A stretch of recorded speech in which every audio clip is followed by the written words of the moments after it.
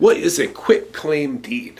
A lot of confusion as to what a quitclaim deed is, what it does and what it doesn't do. Simply put, a quitclaim deed is a renunciation of your ownership in a particular property. You're giving up your rights. You're not making any statement as to whether or not you do have any interest in the property. You're just renouncing your interest in the property. And so there's no other claim or warranty involved with a quitclaim deed.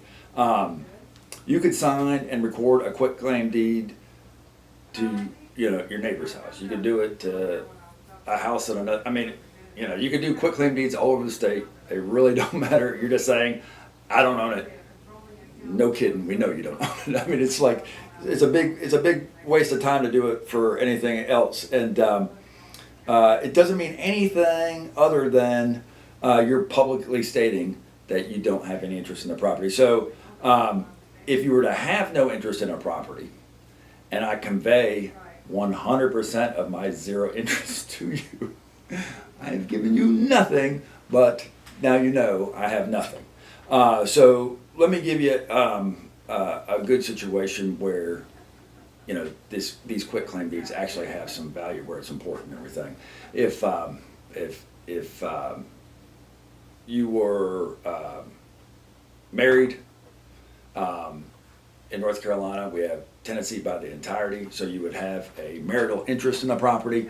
Then you get divorced, you sign a quitclaim deed and say, "Boom, I don't have any interest in this property." So that clears it up for when that spouse wants to sell it.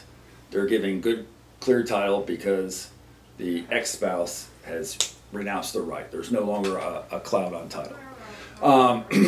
Quitclaim deeds can be good. Sometimes we'll get overlap or gaps in a survey, and there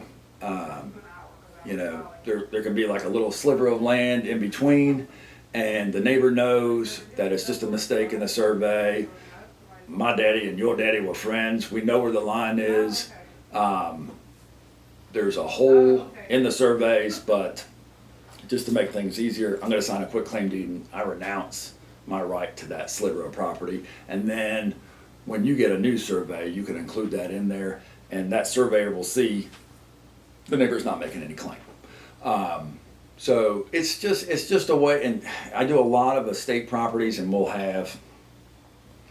will have kids outside of wedlock that can